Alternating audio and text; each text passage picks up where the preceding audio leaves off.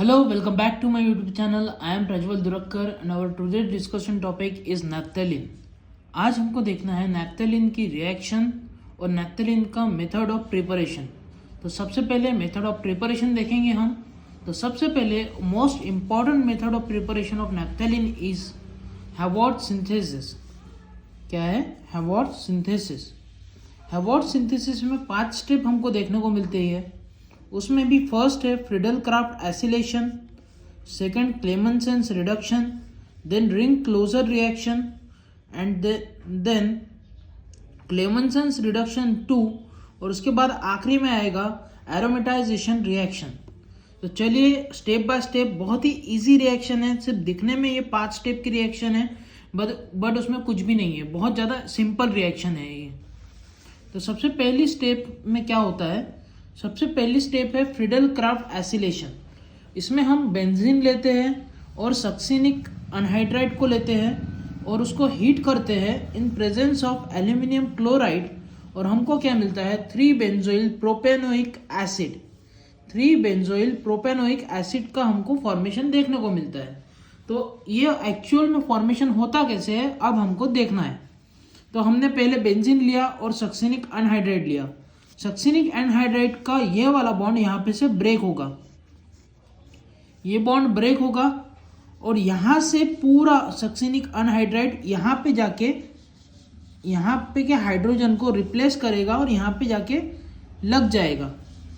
तो कैसे दिखेगा वो? यहाँ पे C डबल बॉन्ड O, ये वाला C डबल बॉन्ड O यहाँ पे आ गया, फिर CH2 then CH2 then CH2 then C double bond O और O और ये हाइड्रोजन, ये दोनों मिला के OH बनेंगे, OH बनेगा। तो हमको क्या मिल गया? 3 बेंजोइल प्रोपेनोइक एसिड। इसी प्रकार से ये रिएक्शन है। आगे बढ़ते हैं क्लेमेंसेंस रिडक्शन की ओर। जब भी वर्ड आएगा रिडक्शन तो आपको समझ जाना है रिडक्शन यानी 2 मीनिंग निकलते हैं। रिडक्शन यानी एक तो एडिशन ऑफ हाइड्रोजन होगा या तो रिमूवल ऑफ ऑक्सीजन देखने को मिलेगा हमको। तो यहाँ पे क्या हो रहा है?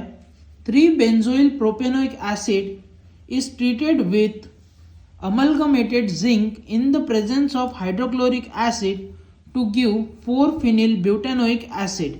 अमलगमेटेड का मीनिंग होता है मर्क्यूरी के प्रेजेंस में।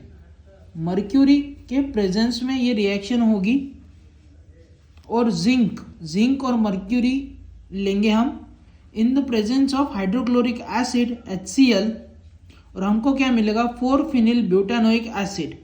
तो यहाँ पे रिडक्शन देखने को मिला है हमको। यहाँ पे C डबल बॉन्ड O का कन्वर्शन यहाँ पे CH2 में हो रहा है। ऑक्सीजन निकल जा रहा है और 2 हाइड्रोजन ऐड हो रहा है, यानी simultaneously removal of oxygen and addition of hydrogen दोनों हमको देखने को मिला। तो इसको बोलेंगे हम क्लेमेंसेंस रिडक्शन। तो यहां पे से C डबल बॉन्ड O को रिप्लेस किया हमने CH2 से, ठीक है। तो हमको मिला 4 फिनिल ब्यूटानोइक एसिड। अब चलते हैं हम थर्ड स्टेप पे, जो कि है हमारा रिंग क्लोजर रिएक्शन। अब आ चुके हैं हम रिंग क्लोजर रिएक्शन पे। तो रिंग क्लोजर रिएक्शन में 4 फिनिल ब्यूटेनोइक एसिड को हमने ट्रीट किया कॉन्सेंट्रेटेड सल्फ्यूरिक एसिड के साथ। तो हमको क्या मिला? अल्फा टेट्रालोन मिला। अल्फा टेट्रालोन का फॉर्मेशन देखने को मिला। तो ये हुआ कैसे? तो यहाँ का एक हाइड्रोजन और यहाँ का OH, ये दोनों निकल जाएंगे और हम वाटर मॉलिक्यूल निकल जाएगा, इसमें से H2O निकल जाएगा और ये वाला बॉन्ड यहाँ से क्लोज हो जाएगा। तो हमको अल्फा टेट्रालोन का फॉर्मेशन देखने को मिलेगा। इसके बाद फिर से रिडक्शन करना है हमको, क्लेमेंसेंस रिडक्शन 2 करना है हमको। यहाँ से फिर से हम रिमूवल ऑफ ऑक्सीजन देखने को मिलेगा और एडिशन ऑफ हाइड्रोजन साइमल्टेनियसली देखने को मिलेगा हमको। तो अभी के स्टेप में क्या बना था अपना? अल्फा टेट्रालोन बना था।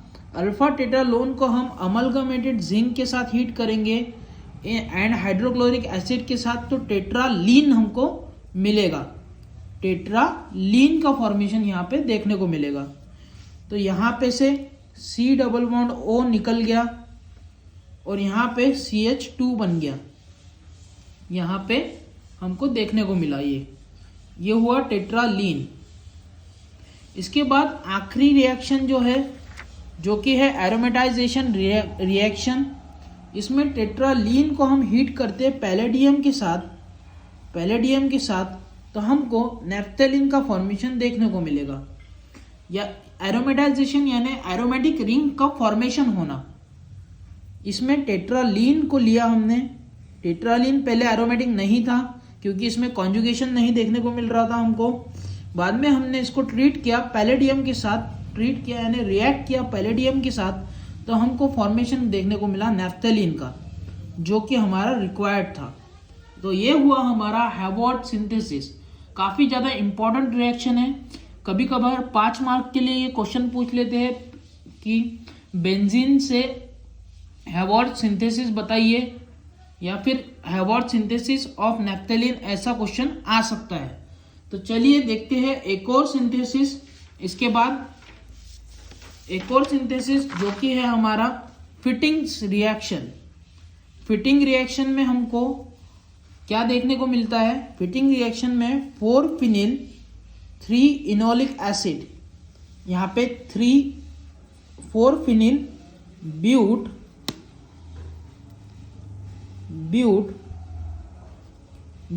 3-इनोलिक एसिड हमने लेना है, और is heated with concentrated sulphuric acid.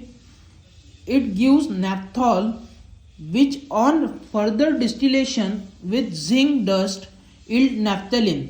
यानी ये 2 स्टेप की रिएक्शन हमको देखने को मिलेगी। इसमें सबसे पहले नैप्थॉल का फॉर्मेशन होगा पहले स्टेप में, और फिर नैप्थॉल के बाद जिंक डस्ट के साथ इसका डिस्टिलेशन हमको करना है।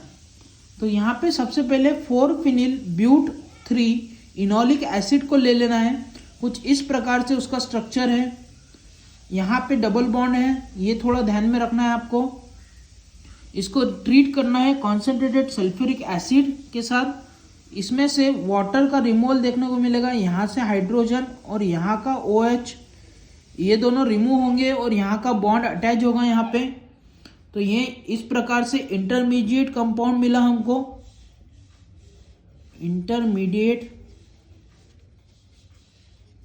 इंटरमीडिएट कंपाउंड हमको देखने को मिला।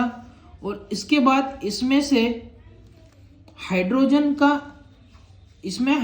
का एडिशन होगा और हमको अल्फा नैप्थॉल मिलेगा। कुछ इस प्रकार से हाइड्रोजन का एडिशन हुआ है इसमें, और अल्फा नैप्थॉल का फॉर्मेशन देखने को मिला। बाद में सेकंड स्टेप में हमको अल्फा नैप्थॉल को डिस्टिलेशन प्रोसेस में डालना है, और इन प्रेजेंस ऑफ जिंक डस्ट हमको नैप्थेलिन मिल जाएगा। तो ये थी हमारी फिटिंग्स रिएक्शन। ये 2 बहुत ज़्यादा इम्पॉर्टेंट रिएक्शन है नैप्थेलिन की। तो चलिए चलते हैं हम केमिकल रिएक्शन की ओर, जो कि बहुत ज़्यादा इम्पॉर्टेंट पॉइंट हो जाता है हमारे इस टॉपिक का।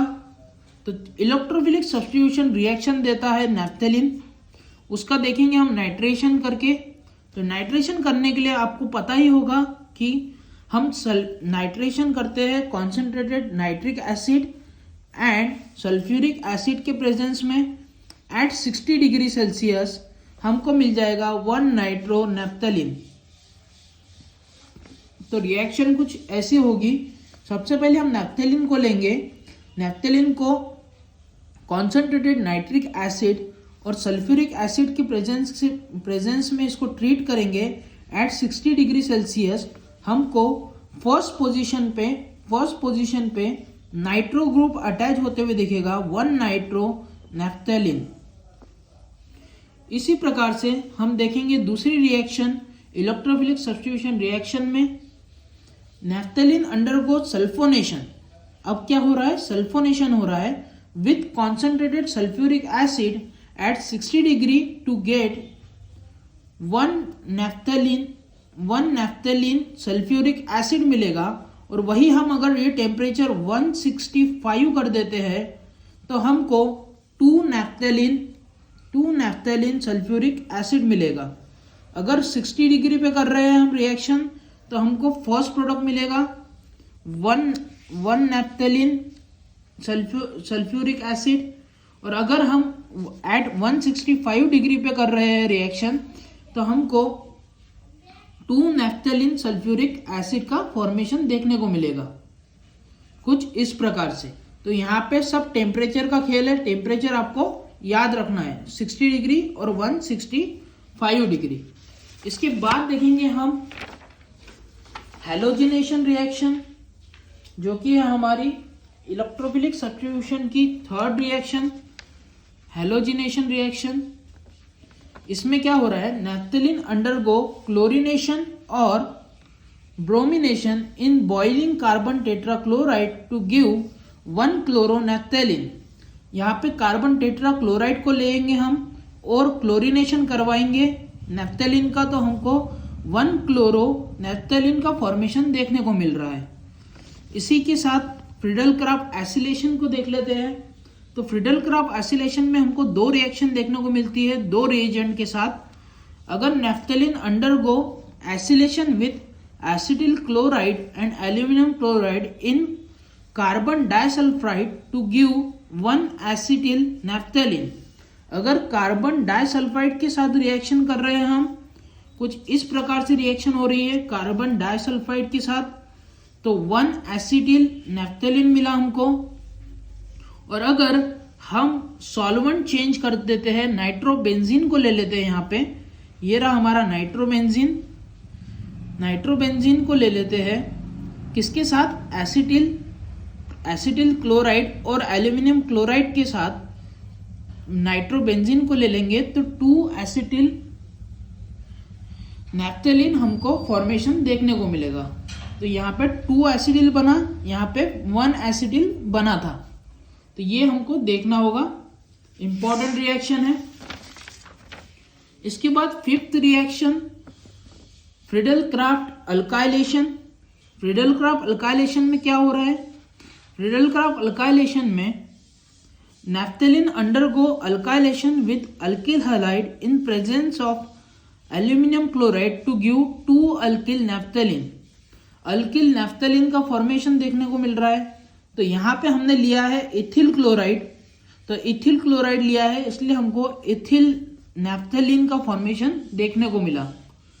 कुछ इस प्रकार से रिएक्शन है। रिएक्शन में सबसे पहले नैफ्थेलिन को ड्रॉ करना है आपको, नैफ्थेलिन के बाद इथिल क्लोराइड को ड्रॉ करेंगे। इन प्रेजेंस ऑफ एल्यूमिनियम क्लोराइड हमको 2 इथिल नैफ्थेलिन का फॉर्मेशन देखने को मिलेगा। तो यहाँ तक के था substitution reaction, electrophilic substitution reaction. अब देखने जा रहे हैं हम रिडक्शन की ओर। रिडक्शन रिएक्शन, रिडक्शन रिएक्शन में क्या हो रहा है, जैसे जैसे हम रिड्यूसिंग एजेंट डिफरेंट ले रहे हैं तो वैसे ही रिएक्शन डिफरेंट होते जा रही है। अगर हम सोडियम और पेंटेनॉल को लेंगे तो हमको टेट्रालीन बनते हुए दिखेगा। उसी के बाद सोडियम और इथिल अल्कोहल को लेंगे और बॉइलिंग करेंगे तो 1,4 डायलीन का फॉर्मेशन देखने को मिलेगा। और वहीं पे अगर हम रिडक्शन कर रहे हैं इन प्रेजेंस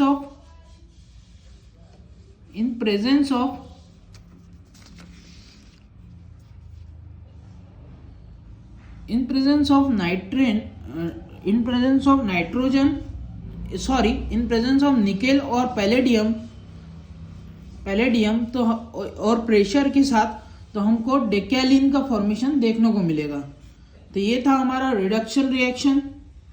सबसे पहले हमको नैफ्थेलिन ड्रॉ कर लेना है। नैफ्थेलिन के बाद हम बॉइलिंग की 2 कंडीशन और अंडर प्रेशर 1 कंडीशन ऐसे देखेंगे और हमको अलग अलग प्रोडक्ट देखने को मिलेंगे।